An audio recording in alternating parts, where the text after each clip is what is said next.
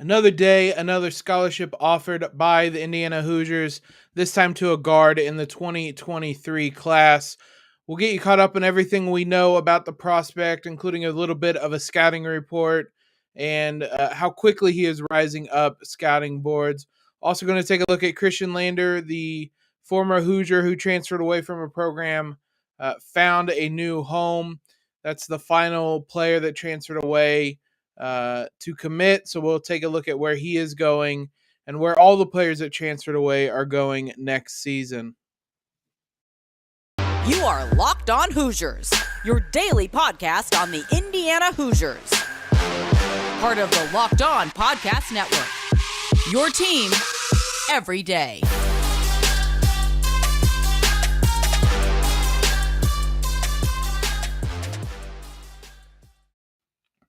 What is up, guys? It is Thursday, April 28th. This is Locked On Hoosiers, your daily one-stop shop for everything IU athletics. We have your news, your analysis, previews and recaps of whether it's men's basketball, women's basketball, football, soccer, as well as Hoosiers in the pros, as we've talked about over the last couple of weeks with the NBA playoffs. No matter what it is, IU related, we have you guys covered. I'm your host, as always, Jacob Rude. Want to thank you guys for making Locked On Hoosiers part of your day today. More specifically, your first listen every single day. Just a reminder, we're free and available on all platforms, including YouTube. Premiere the episodes over there daily at 7 a.m., so go join in on that conversation. Today's episode is brought to you by BetOnline. BetOnline has you covered this season with more props, odds, and lines than ever before. BetOnline, where the game starts. IU continues to be very, very active on the recruiting trail, I should say, as they have offered a 2023 guard. Freddie Dillon, I believe is how you pronounce his last name. We'll talk about him, how rapidly he is rising, get some insight on him as a prospect before talking Khristian Lander and the school where he will be heading next season, and where all four of the transfers are going to be going next season. Before we jump into all of that, let's remind you that we are free and available everywhere you guys are listening to podcasts at. Make sure you subscribe to us if it's on Spotify, Stitcher, the Odyssey app, maybe just Apple iTunes. I use Overcast. Whatever it is you guys are using, subscribe to us real quick. Helps us out a ton. You can also follow us on Twitter at LO_Hoosiers. Hoosiers offered 2023 guard Freddie Dillon. Again, I believe that's how you pronounce his last name. I could be butchering it. I apologize if I am. But the latest in a series of recruits, prospects that the Hoosiers have offered right now, and that's an important preface. Right now, Freddie is a 3-star prospect, ranked number 142 by 247 Sports. In the post about this offer on 247 Sports, they said when the rankings would be updated, he would be moving up to a 4-star prospect, which tells you how rapidly he's rising up draft boards. And the Hoosiers are jumping on that train. 247 Sports national analyst Adam Finkelstein noted about Dillon. He said, Dillon is the team's biggest attraction right now, as he had a steady dose of high major colleges watching him all day because of his size and volume scoring ability, not to mention sneaky good floor vision and passing ability when he's willing. That was in reference to, I believe over the weekend, he had a pretty big tournament. He is certainly catching lots and lots of eyes. Back at the beginning of the month in early April, 247 Sports Director of Basketball Eric Bossi wrote about him as more of a scouting report, quote, a smooth creator off the dribble who plays with skill. He's extremely crafty and really knows how to use his off arm to create space and shield off defenders. He's always on balance, plays off 2 feet, And when he's getting to his spots off the bounce, he's quite dangerous as a jump shooter with deep range. An interesting prospect to recruit because the Hoosiers already have a couple kind of guard type players in the 2023 class. Gabe Cupps is going to come in 100% a point guard. That is what he is going to do from the very beginning when he steps onto campus. Ja'Kai Newton, not as rigid in his kind of position. He's more of a combo guard, 6'3" combo guard. So it's interesting that it seems to be yet another guard type that the Hoosiers are recruiting in this class. And another one that is, Dillon is only 6'4", kind of some of the same makeup. It's just interesting to try to piece together. But IU has a ton of competition for him right now. Among the schools that have offered him, Alabama, Georgia Tech, LSU, Maryland, Minnesota, Rutgers, St. John, Seton Hall, Va-Tech, Wake Forest, Xavier. There's others in there as well. So IU has a ton of competition for him. It's unclear how many scholarships they're going to have available in 2023. We barely know. We don't even know how many they're going to have open this season. 2023, they already have Cupps and Newton committed.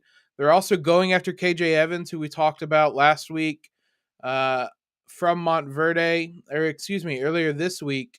He's going to be coming to Bloomington on a visit, the number 2 recruit in the class. So I know you cast a wide net when you're recruiting because you're not going to land everyone, but just in comparison to who they already have, it's interesting.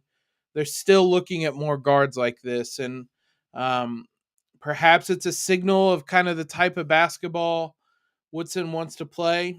It's maybe we're just reading too much into it, but it is interesting to kind of look at all the players, Newton, Cupps, Dillon, all similar size, some overlapping skills, I should say. A former guard that departed Bloomington after this past season, Khristian Lander, the least surprising of those to enter the transfer portal from Bloomington, if we're being honest. On Wednesday, committed to Western Kentucky. Best I can tell, looking back at some of his recruiting profiles and doing some research, doesn't seem like Western Kentucky was involved in his initial recruitment. Now, his stock has dropped a lot. When you look at his initial recruitment, there was a lot of high majors that were interested in him. He was a 5-star prospect. So naturally, there were a lot of high major schools interested in him. It's a hell of a coup for Western Kentucky, if we're being honest, to get a 5-star prospect like Lander, even if his stock has dropped a little bit. Big get for them. Lander going to Western Kentucky was the final decision among the players that transferred out. We missed that, or at least I did. I shouldn't say we. I'm sure you guys caught this, but Michael Durr committed to Central Florida. If you're like me, you had to look up because I thought that's where he came from. He came from South Florida. So he must really like Florida and the directional colleges in the state. Parker Stewart, we talked about going to UT Martin, rooting all the best for him. And Phinisee, we've talked about as well, going to Cincinnati. So that, barring any last minute changes and more players entering the portal, that will be all the players IU will see on the way, or see go out of the program, and they'll have new landing spots. So players to keep an eye on, schools, teams to keep an eye on next season. Player we're very, very much going to be keeping an eye on is Xavier Johnson, who is the subject of today's individual season recap. What a season it was for him. A really up and down beginning. I was going to say half, maybe 2/3, gave way to incredible play down the stretch, and very, very, very much had a big hand in getting IU into the tournament. We'll talk about his season and the wild ride it was here in just a moment. BetOnline.net, though, is the sponsor of today's show. It's also your number one source for all your betting stats and sports info. Find all the latest sports developments, league reviews, and news, including this year's basketball playoffs and the start of the Major League Baseball season. OG and the Raptors will be taking on the Sixers tonight. Be sure to check that game out. The Sixers are known, or I shouldn't say the Sixers, their head coach, Doc Rivers, is known for absolutely blowing leads. And in series, this would be an all-timer. If he blew this one, it would be something wild. So they were up 3-0. This is down to a 3-2 game. Game 6 tonight, and Philly is only favored by 1.5. So if you're feeling real froggy and want to see OG force a game 7, it's going to be really, really interesting tonight. But I got that line, and you guys need to get all your information from Bet Online. They're your continued source for all your sporting wagering information, from live betting to playoffs, esports, and more. Head to the website today or use your mobile device to learn more about the trends and action. Bet Online, where the game starts. Thanks for making Locked On Hoosiers your first listen every single day. Now for the announcement we've mentioned all week. It is finally here. For the first time ever, Locked On is hosting live coverage of the 2022 NFL Draft from our studios in Dallas with pick-by-pick analysis from our local team experts and draft gurus. The Locked On Twitter account tweeted a video of the set today. It looks incredible. It's going to be a really, really exciting show. So tune in all 3 days as our draft team guides you through every pick and every trade in real time. It starts tonight at 7 p.m., available on Locked On NFL's YouTube and on the Odyssey app. If you guys want some IU-related draft coverage, that was Wednesday's episode, as we talked about Micah McFadden, Ty Freifogel, Peyton Hendershot, the odds of them getting drafted, and kind of what the scouts are saying about each of their games. So once you're done with this episode, you can go head on over and get some more draft content with that episode as well. Xavier Johnson, what a wild, wild season it was for him. It felt for the better part of, 2-3 months to start the season, that this was one of the wildest rides we've taken with a point guard in some time in Bloomington, because the highs were really high, the lows were frustratingly low, and somewhere in between was a really good point guard that couldn't seem to get things figured out quite as much. You can look at his point per game averages, and it'll tell you 12 points per game, 12.1 to be exact, 12.6 in Big Ten play. That doesn't even remotely tell anything close to the story of his season. From the opening night on November 9th against Eastern Michigan through February 15th at home against Wisconsin. That was a span of 24 games. Xavier averaged 10.3 points, almost 4.5 assists, 3.7 rebounds, only shot 39% from the field, only shot 34% from three, 72% from the line.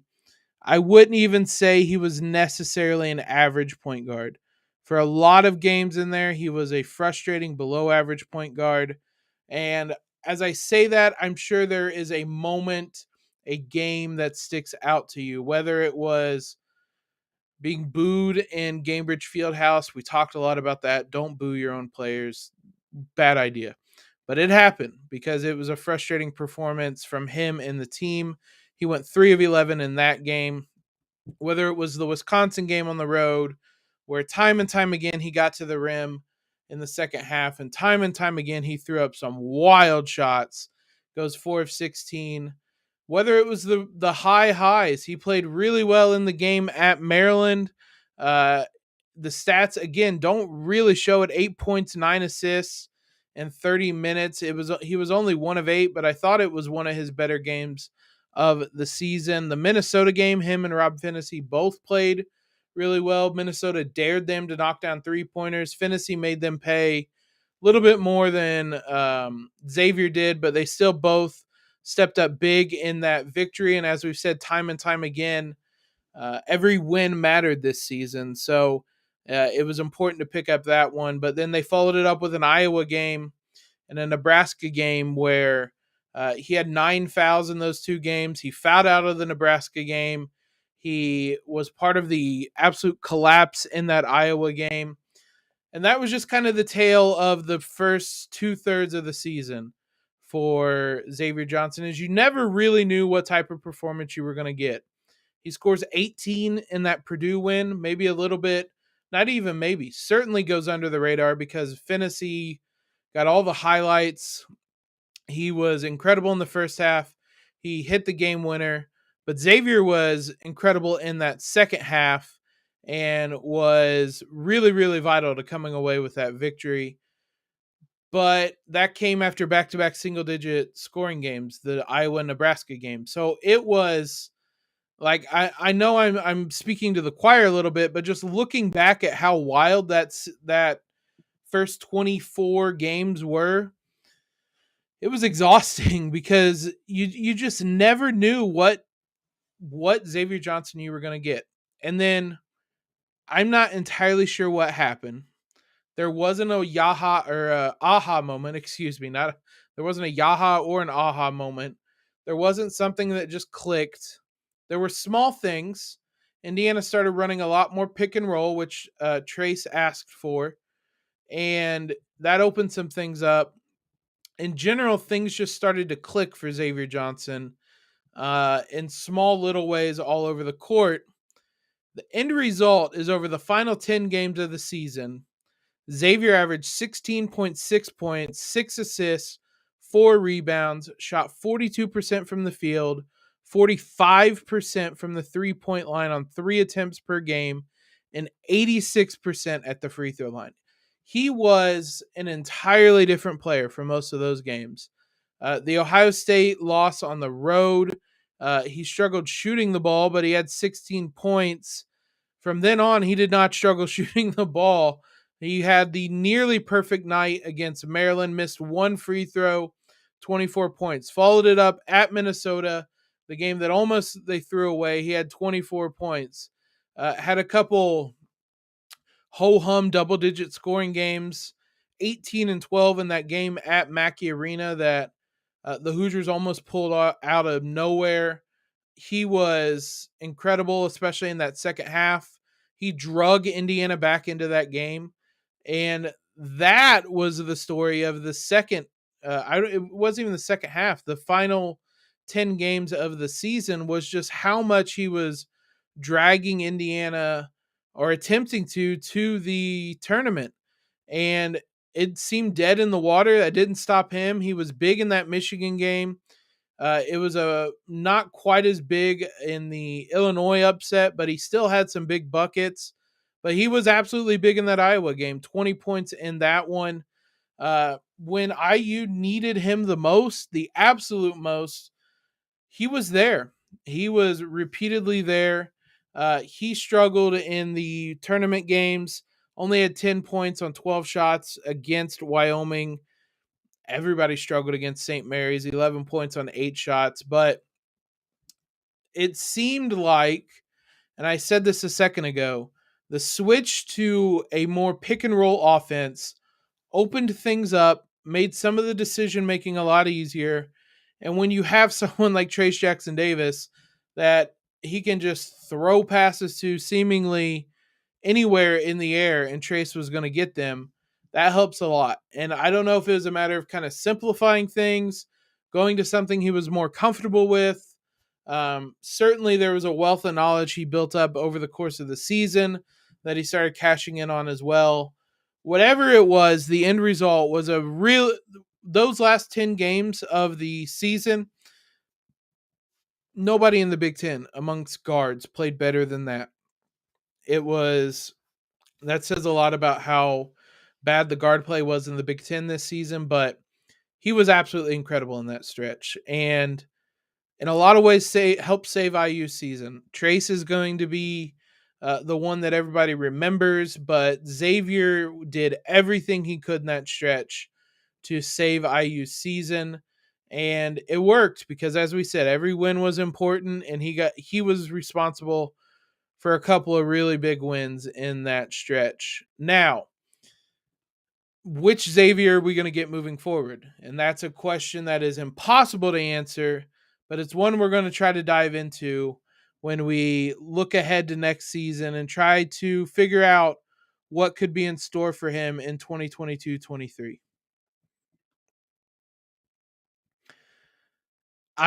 There is really no earnest way to preview what Xavier Johnson is going to be like next season. I just told you that for 24 games he was unpredictable. For 10 games he played the best basketball of his time in Bloomington, some of the best basketball of his career. There's no shot I'm going to be able to tell you what he's going to be like next season.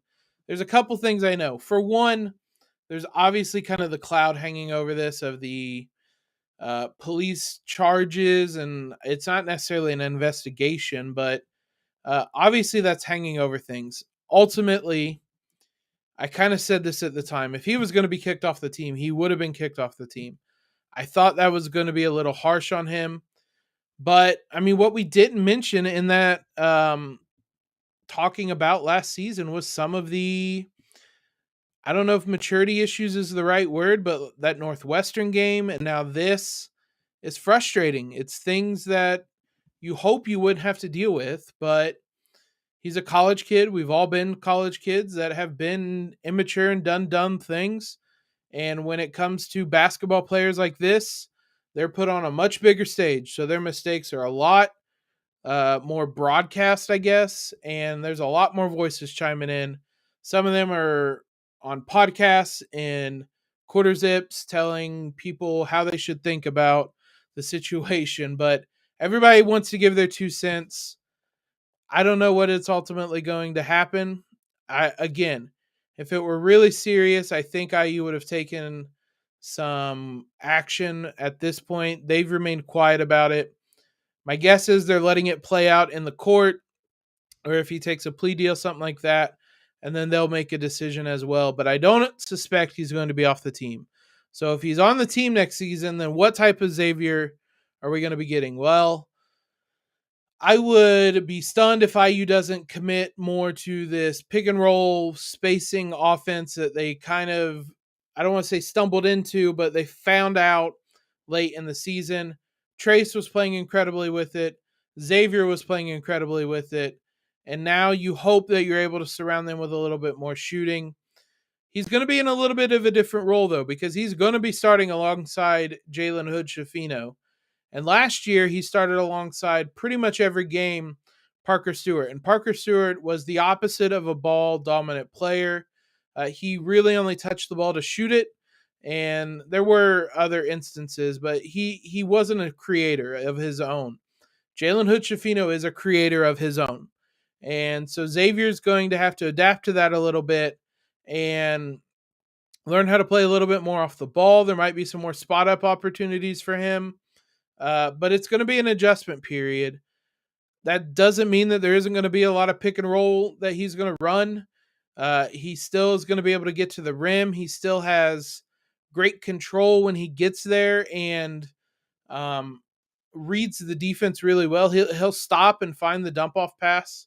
It's not a matter of just bulldozing to the rim and having a kind of tunnel vision. He's always aware of what's around him when he's making those drives. So the hope is he's able to build off those last 10 games and continue improving, adapt his game a little bit. Jalen Hood-Schifino is going to have to adapt his game as well to play alongside someone like Xavier Johnson. Those two can work some things out, figure out how to play together, and IU, if they do figure that out, IU has a really, really, really talented backcourt with two guys that can run the offense and provide different things. Jalen Hood-Schifino is an incredible passer with a really strong mid-range game and can get to the rim. A lot of those same things can be said about Xavier Johnson. Having two guys that can do that is going to be an incredible asset for Indiana. But Xavier Johnson is the key to that, or one of the keys to that. And hopefully he, again, is able to build off those 10 games in which he played at an all Big Ten level, uh, close the season as strong as anybody on the roster, as strong as most anybody in the Big Ten itself. Like, I really don't feel like I'm overstating there. He played so well down the stretch, and uh, I hope that at least on the court, he's able to use that as a launching pad into a really big season next year. But only time will tell. Hopefully, this again, the situation with the police charges and his speeding and whatnot is able to be taken care of soon, and he can serve his punishment, face his consequences, and that can be put in the past. Because I mean, he made a mistake, fair or foul, and I'm sure everybody around him, himself included, wants that put in the past and help him learn from it. And then we can get back to talking about things on the court as well. So it should be an exciting season for Xavier Johnson and for the Hoosiers next year. And if he can play like he did those last 10 games, then boy, oh boy, do the Hoosiers have something special in that backcourt next season. Thanks again for making Locked On Hoosiers your first listen every day. We'll be back with you tomorrow to talk Trace Jackson Davis, finish out the individual season recaps. And boy, is there a lot to talk about with him, because what a fun season it was. Now make your second listen Locked On NFL Draft. Ryan Tracy and former NFL cornerback Eric Crocker bring the NFL Draft to life every day with insight and analysis on college football prospects and NFL front offices. It's free and available wherever you get podcasts. Appreciate all the love you guys continue to show us. As I said, if you want NFL draft coverage for Indiana, Wednesday's episode has you guys covered. If you want Big Ten NFL draft analysis, I am on the podcast, Locked On Big Ten podcast today, talking first round prospects. We will talk about where IU players go on Monday's episode, because it's most likely going to be Saturday when they get drafted or sign with teams. So we'll talk about that on Monday. Come back tomorrow, though, to hear some talk about Trace and wrap up that season recap. Follow us on Twitter if you don't already. Subscribe to the podcast. Leave a rating and review while you're over there. Helps us out a ton. But most importantly, what I want you to do is have a terrific Thursday, and LEO.